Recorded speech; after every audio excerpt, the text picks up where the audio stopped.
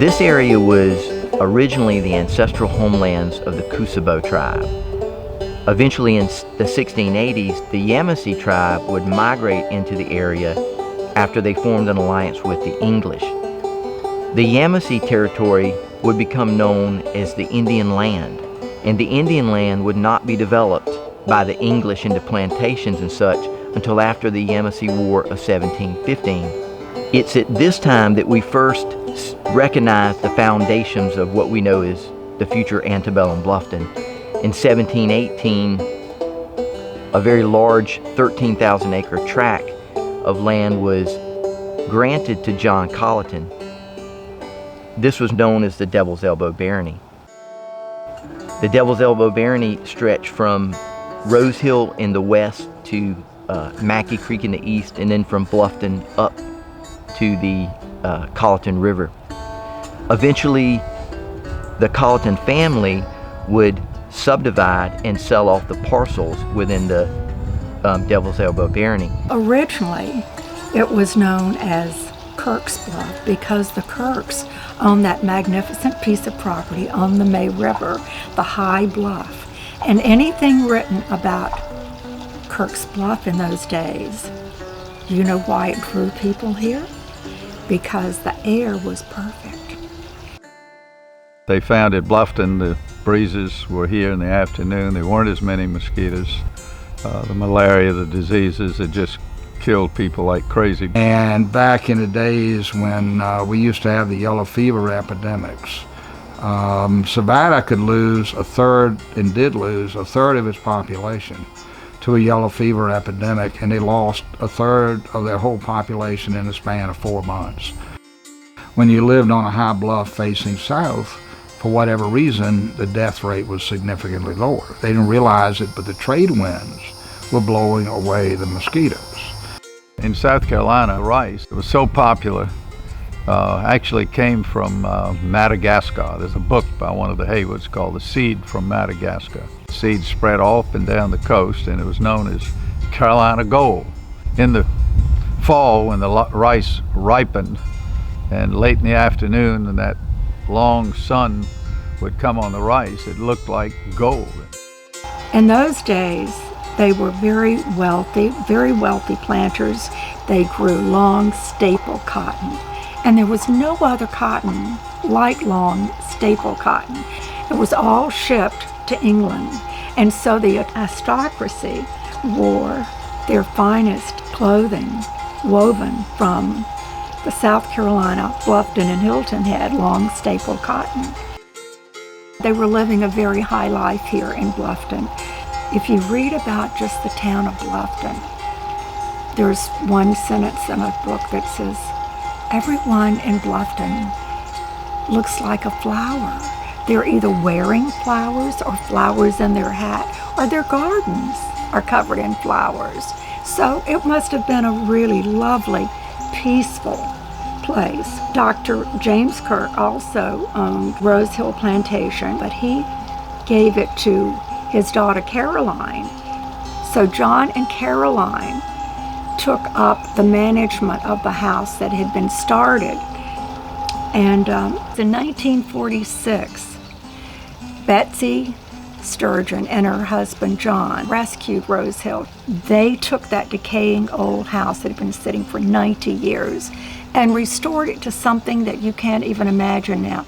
And I was lucky enough to have it placed on the National Register of Historic Places. In 1848, the property, which is Stock Farm, and that was the original name, was owned by the Vadere family. They were also Baynards. There was a Baynard who married a Vadere. And there was a meeting of the Bluffton folks under the tree, and this is where Dr. Hamilton spoke for secession. And it must have been a big crowd. I've heard everywhere from 50 people to 500 people, so who knows. And in the colonial period, it was just a small community, and it was simply known as May River. It would eventually become known as Bluffton, and then finally in 1852, Bluffton, the town, was incorporated by an act of the South Carolina General Assembly. Bluffton was burned on June 4 of 1863, midway through the Civil War. On the day that Bluffton was burned, the Union inserted several hundred soldiers onto the Bluffton mainland at around daybreak in the vicinity of today's Alljoy Landing. As soon as the smoke had cleared, it was evident that 2/3 of Bluffton had been destroyed by fire. This was significant news of the day. In fact, the burning of Bluffton was reported in the Richmond Dispatch and as far away as the New York Times.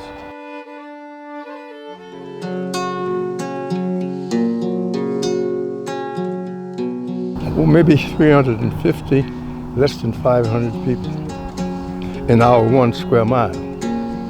Sitting here in the front yard of a place that in the family's always been known as the Big House. And my great-grandfather, possibly my great-great-grandfather, Joseph Alston UG, bought the house and brought his family here from Murray Hill Plantation over on the Savannah River. George Haywood lived on the other side of the cove, and Mother, with that middle name, lived on this side. And behind us, it was known as the Pine House because everything was pine wood. That's where Thomas Gilliard Haywood lived, and his son Tommy Haywood Jr. But it was a great place. I'm George C. Hayward V. I'm the 5th George C. Hayward to live here in the village. The first George C. Hayward to live here was the grandson of Thomas, the signer, who lived up at Old House. And they had always come, the Haywards had always come, they were rice planters, and always come to Bluffton in the summertime because it had a sea breeze, it was cooler, it was a social scene, everybody, his family and friends all got together. And as a matter of fact, this bluff here was known as Hayward Bluff because there were so many Haywards on it.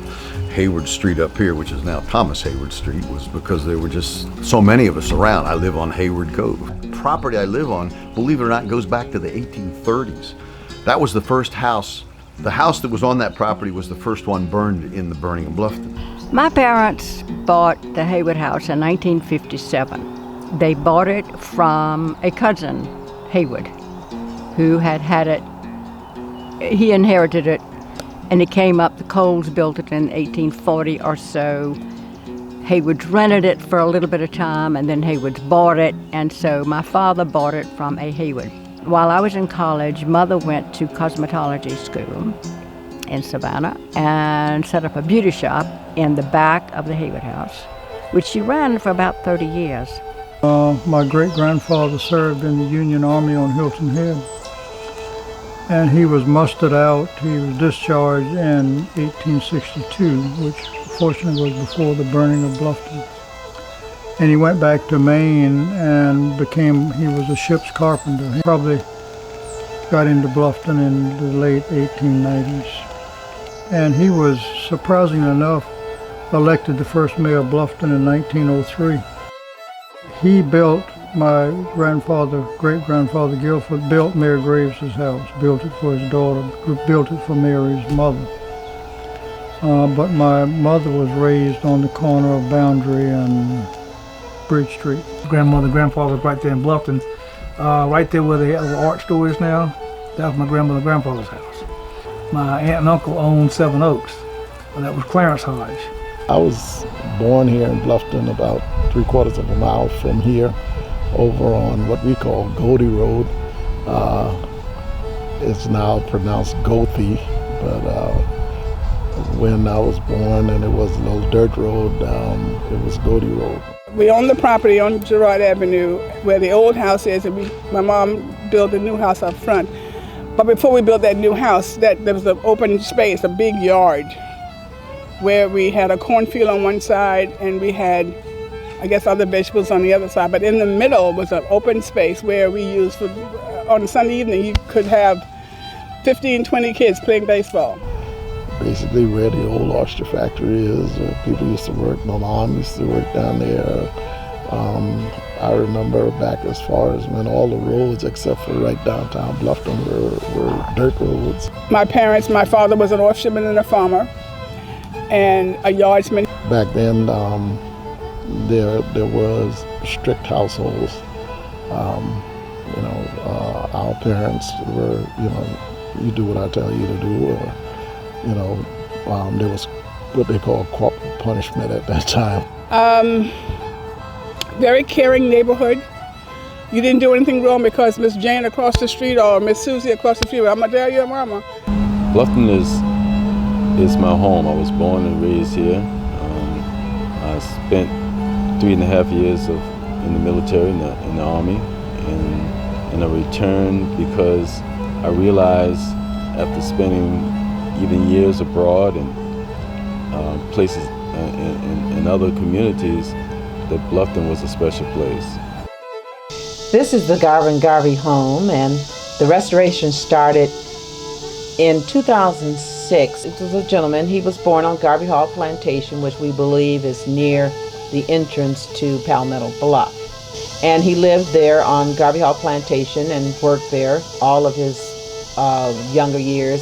1870, when Cyrus in earlier years went throughout Bluffton and collected remnants from other structures that were burnt in the burning of Bluffton in 1863. There were 6 churches in Bluffton: the Episcopal Church of the Cross, the United Methodist Church on Calhoun Street, and the White Baptist Church on Boundary Street right across from Campbell. The AME Church, one of the, was St. John down on Pritchard Street, down on the wharf, and Zion Missionary Baptist Church over on Wharf Street.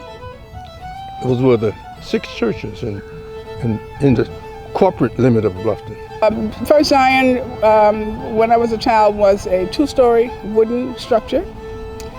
It had, and the kids would go upstairs. I loved going upstairs. They had a pot-belly stove in the corner, and that was the only heat that we had. The older women in the church would always discipline the children. I mean, you were really disciplined in church. You couldn't make any noise. Sometimes on Sunday evenings we would go in fellowship with other churches. We call it the choir anniversary. They would invite different choirs to come in and sing. I remember horse and buggy rides to church. And Wharf Street was a dirt road, no pavement. I remember children running up and down the street playing together. We would walk from Bluffton down to All Joy and back 2 or 3 times a day as kids. At one time there was a road that went along this water edge all the way around to that part. There was a fence between our property and Pritchard Street, and we had a gate in it. Because it was all family and friends, people wanted to walk from one end of the village to the other on the bluff. Everybody, when you put up a fence, had to leave a gate so people could walk up and down the bluff through your property. And the skids, those footbridges across the coves, were so that people could continue their walk. The one accomplishment I did is I was the first one to put up street signs, which when we proposed it in council, a lot of the people came to the public meeting and said, "What do we need street signs? Everybody here knows the name of the streets." And that actually was true, except that there were some differences of opinion as to what the name was. There was a brother named Percy UG, and Percy was a developer of Myrtle Island. And Myrtle Island, he bought that in 1928, and at that time Myrtle Island was called Beef Island. But Beef Island he didn't think that had a very good marketing aspect to it, so he changed it to Myrtle Island. When we went on to Myrtle Island, we went all the way down to the very end, which we found out later was Lover's Lane. But we bought a lot, but then we had to clear it. And so we went over every Sunday, and my brother and I had hatchets, and Daddy had a bush hook and an axe, and Mama would just pick up whatever was around, and we started clearing the lot. And the day that we were able to see from one end of the lot to the other was a celebration. And Mama would usually have a big pot of stew, and we'd come over and build a fire.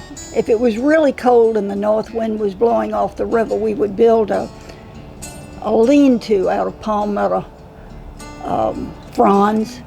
And after we'd eaten, we'd take the dishes and we'd take them down to the river, go down the bluff, which was pretty steep actually, but sandy, and we'd go down to the edge of the water and we'd take sand to scrub the greasy parts and then rinse it in the salt water and climb back up the bluff. It was a wonderful time.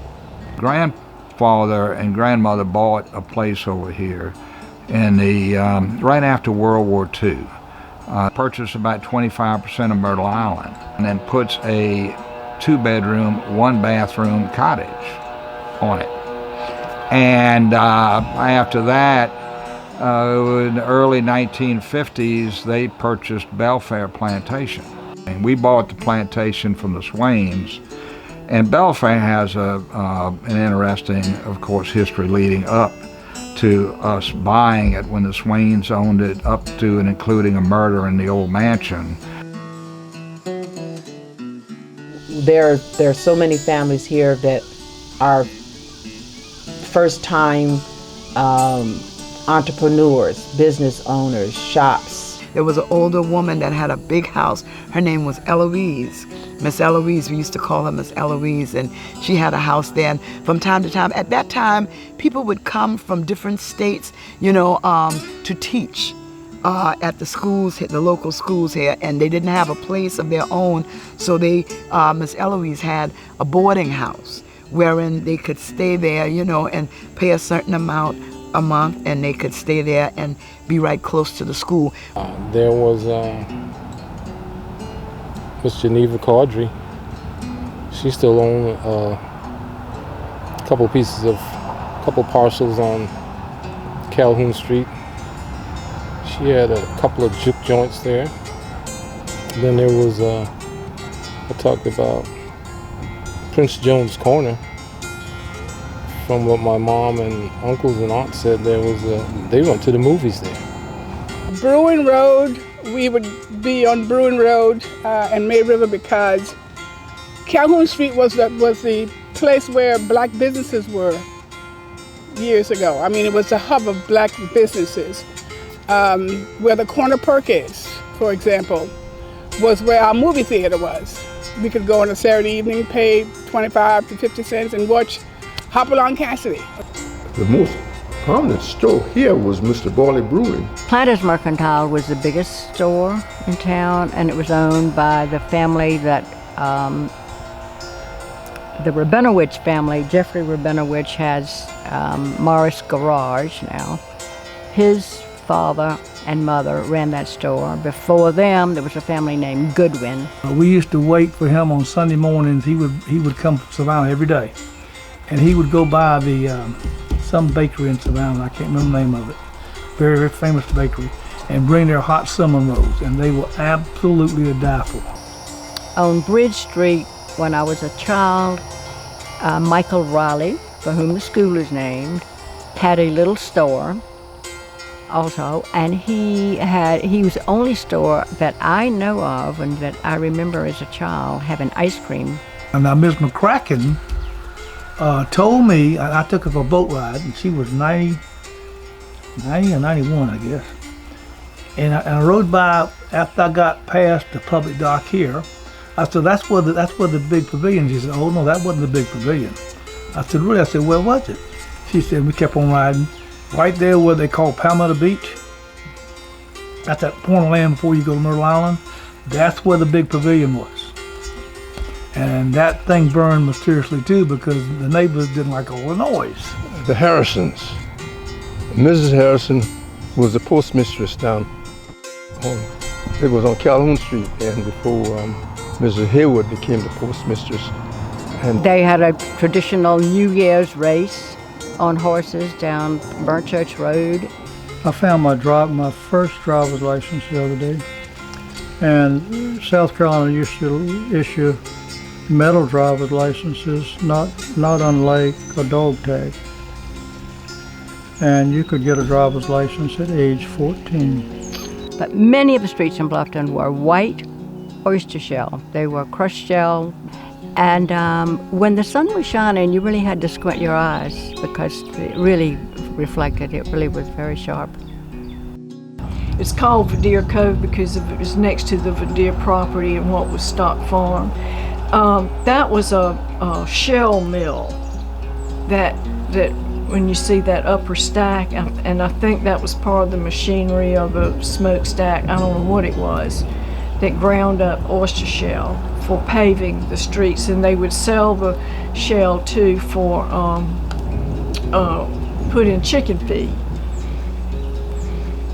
And so it was a good commodity and brought in some extra money from the oyster factory. And at that time, I don't know when that factory was built, but I know that the Loudon family from Savannah owned it. And Ollie Loudon lived in the house that was next to just behind the factory. And there was a cottage on the cove behind the factory, and that was where the manager of the factory lived. And the manager of that factory was Emmett's grandfather, Jack McCrary, in a hurricane in 1940 something that blew it down and it destroyed it. So that was the end of oystering at that point, at that part there. And then before World War II, in the 40s, I guess it was after the storm, that property was sold to Captain and Mrs. Moses. My mother recalls Polish immigrants coming down from the Baltimore area and working in the oyster factory during the season. Junior Graves, where the Bluffton Oyster Company is now, Junior Graves had that building and then one adjacent to it to the left on the west side. Eddie Mulligan had an oyster factory down on the property. They had leased the land from my in-laws. And I decided that I might just as well find out what that was all about. So the only other oyster factory right here in Bluffton was Mr. Graves. Junior Graves and his father, Mr. Sam, was still alive. We had a head full of white hair. It just stood out like this. He was a wonderful man. I knew nothing about it. We did crabs for the first season, and then Mr. Kennedy was elected to office, and he put the seafood industry under the minimum wage, and that was very difficult when it had always been piecemeal. But you can get around everything, and you can do it pretty legally too. But we had started out the night before. We had cooked 1,500 pounds of crab in a big vat that we'd built. And they had to sit on the table, cool, just a little bit. And you know, in July, it's not cool in this area. And the women would start to work at 3 or 4 o'clock in the morning, and they were through by 9, 10 o'clock. They had to get out of the factory. So working at that time was easy. I had all day with the children to play in the river and do what I pleased. And then oysters rolled around. That was another process. My oyster factory, grandmother tore it down one weekend when I was gone because she didn't want the children hurt. Those were the days in Bluffton.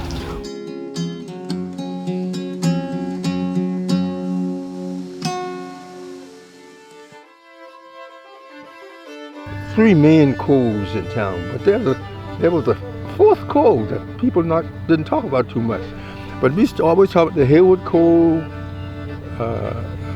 UG Cove, and the Verdier Cove, those 3 coves. But there was a lesser known cove back going toward Alljoy called the Martin Cove. I treated the cove, and my friends treated the cove as our playground. Waiting on the tide to come in or waiting on the tide to go out. Cutting your feet on oyster shells. And that's where we thought we were supposed to play. Barefooted all summer. You time your whole day in the summer. When the tide's high, then you go down and swim. But that was Bluffton. We went to the river. We stayed on the river. I recall that our swimming hole, or beach, if you will, was the old oyster factory, the Bluffton Oyster Factory. We would go there on Sundays and Saturdays, and all the boys and girls, and the boys would throw us in the river. That's how we learned how to swim. They would just throw us in. We would jump off the public dock with the tide going out, and we would float to the sandbar, the big sandbar, way on around the corner. And then when the tide started coming in, we'd float back to the public dock, and that was it. We didn't have a flotation device, had nothing. We just float on top of the water and talk, and have a big time. I didn't think about sharks or anything that would bother you in the water. When the tide was low, we were out on the sandbar, we were crabbing, we were shrimping, just exploring up in the mud flats. One of the more fun things that we did that we weren't supposed to do, of course, was we would go to the mud bar, which was right across the river from my house. We would get 5-gallon buckets and fill them up with mud. Then we had a tree fort that was kind of overhanging the river. So there would be like a group of us of 3 in the tree fort and 2 or 3 in the boat. So you'd pass by the tree fort and the people in the tree fort would throw mud at the boat and the guys in the boat would throw mud back at the tree fort. So, I mean, those kind of days were just so much fun. I'd hang out in the river with all my cousins, and it was my summertime paradise. It was just a wonderful place as a kid to grow up, just being turned loose. We'd leave in the morning on a boat, and they'd say, "Be home for dinner." We had an old wooden bateau. It was called the Alice. But I do know that at age 6, I was allowed to take that out by myself and go up the river and go other places. Now, I have granddaughters older than that, and I would not let them do that for any reason. On weekends, when Daddy was not working, we'd take the boat to the sandbar. And that was, you had a sandbar Sunday, meaning in the afternoon you could get to the sandbar, then you go swimming again. Now, we went down to All Joy to earn extra money as far as doing a little lawn work, breaking yards, that type of stuff, cutting lawns. And from going down there, we knew that the largest crabs were down at All Joy at Myrtle Island and Pine Island because no one crabbed that area. So what we would do is we would get our buckets of crab, chicken necks on the bottom, crabs on the top of that, tarp on the top of the crab, and then we would come on back into what we call Bluffton. And so you could spend the whole day on the river having fun, but also shrimping, crabbing, and then we would take our shrimp back to the sandbar, head them, take them back to the house, put them in little baggies, and then sell them. The shrimp, my gosh, we found places to shrimp. My brother and I, right here in the May River, within a half a mile of where we are now. In early October, we'd had a lot of rain. The river salinity went way down. Shrimp like something that's coming out of the soil, out of the tannic acid creeks that flow into the river when we have a lot of rain. And these shrimp were trying like the devil to get up into this fresh water, and you could just go back and forth in front of this creek. 3 times we caught about 140 quarts of shrimp. It was so plentiful. It just was wonderful. Ikey Brown, who lived up on the highway, he was a oysterman. He was a river man. He was a gardener and a river man. And he used to park his car down at the factory, and he would come by and he would say, "Shrimps, shrimps." And I'd go out, and he would sell me a pound of shrimp, which was a coffee can, for 25 cents. Well, if we were fishing, we would be thrilled if we caught toadfish and catfish. Sharks on a cane pole was sort of intimidating. We ate every meal. Every meal we ate something out of the May River. So we lived basically off what either we grew or what we raised or what we were able to capture out of the May River. And my cousin and I, we used to sell them at the post office right there beside Joni Hayward's house now, that on the corner. We'd put them on a piece of palmetto fan and put 5 on there, no, 6 on there, was 6 for a quarter. We knew that there was always food from the river, your crabs, your oysters, your shrimp, your fish. So we could always count on the river for that, the May River. And of course, each family had their own little space for their farms. Bluffton and May River oysters are the best around because of the pristine water of the May River. They are what's called intertidal, meaning that they're submerged half the time and they're out of the water the other half the time. So they only have a chance to grow when they're underwater. We plant it every day, and that saves the life of the growing life of an oyster because of the spats that are on it.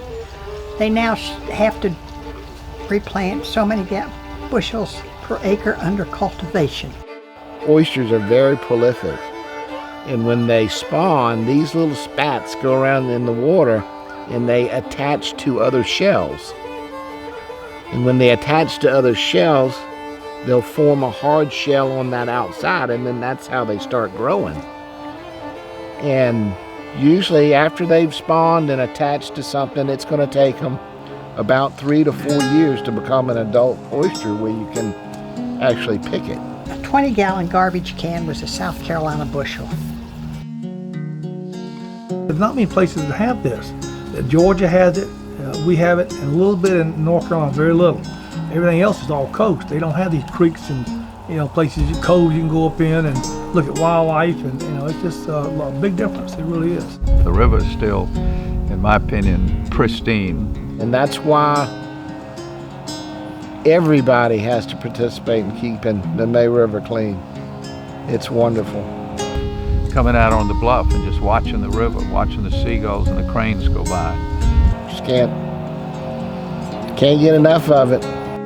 Just everything, just the whole vista is just wide open, and you feel so comfortable out there. You get in that river, you feel like you own the world.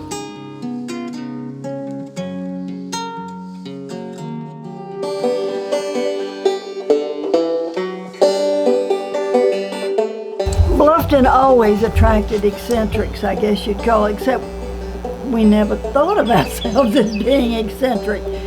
Mr. Sam Graves was a character. Miss Susie Fadir was a character. The town was full of characters. And there's so many characters that are eccentric that we know about, like George Hayward, that took life seriously and knowing the importance of taking care of the community. And Mr. McCracken was quite a character. He was a delightful man. He was the superintendent of the school for a while. Eccentric just means you speak your mind and you have a flair about you, and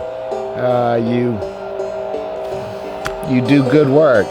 My grandfather was a mayor for a long, long time, and he held court as mayor on his front porch. His house was on Calhoun Street. Harry Cram was charged with shooting a gun in the town. And my grandfather said to him, "Harry, did you shoot that pistol right in the town of Bluffton, right on the street?" And Harry said, "Yes, sir." So my grandfather said, "Well, that's a fine, $12.50 fine for shooting a gun." And Harry complained. He said, "I've shot this gun many times in the streets of Bluffton, and no one's ever accused me and brought me to court before." And my grandfather said, "Well, then your fine is now going to be $25. So you pay the $25 and don't shoot the gun anymore in the street." Andrew Peoples wrote The Bluffton Boy, but the Peoples that I knew best was Luke Peoples. Luke was, Luke was known as being a writer, but Luke was a musician.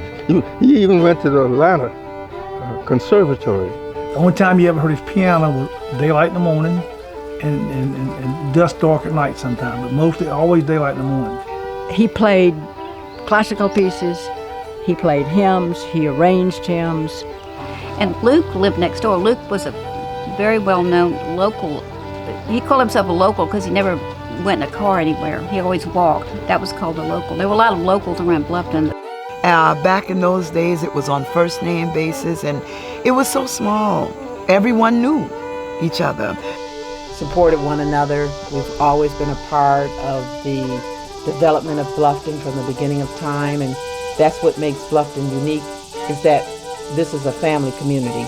Well, the first person that comes to my mind is my mother, Ida Martin.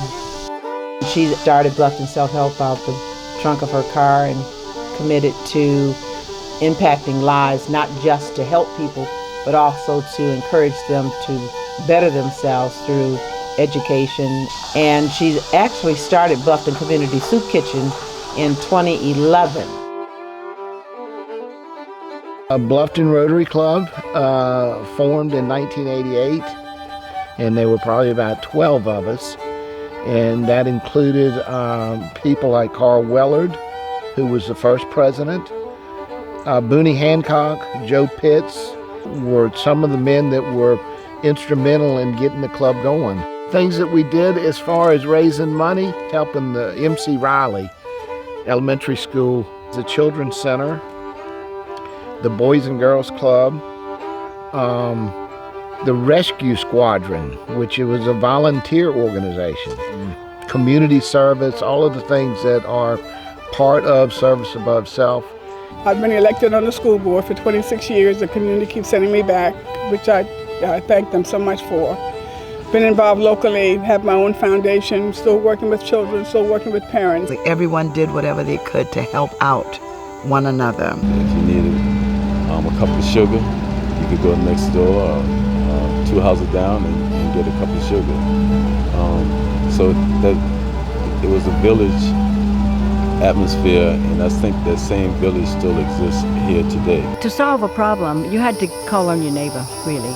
Just made do and helped out each other, and when you needed something, you'd take it to them. If you had it, you'd give it to them, and vice versa. That's how life was in Bluffton. All of the places that I've been, they never settled for me as home. Bluffton has always been home, and I've never had a thought about making any place else my home. That's what Bluffton is being nice and being friendly and taking care of each other. And Any child that grew up over here is very blessed. People that were here in the beginning were so charming and wonderful, and I miss them all. And we're very proud to have history and have ancestors that we can respect and appreciate. Even today, I love what we have. I love who we are. Bluffton is still it's a beautiful place to be. And people don't realize unless they really read the history of how special this town was. It was such a pristine place to be and such a quiet place to be. It's still, Old Bluffton is quiet. It's got a solitude to it. Bluffton will always be, in my mind, one of the quaint places I've ever been to. This is home right here. This is it. You can go other places, but this is where you want to come back to.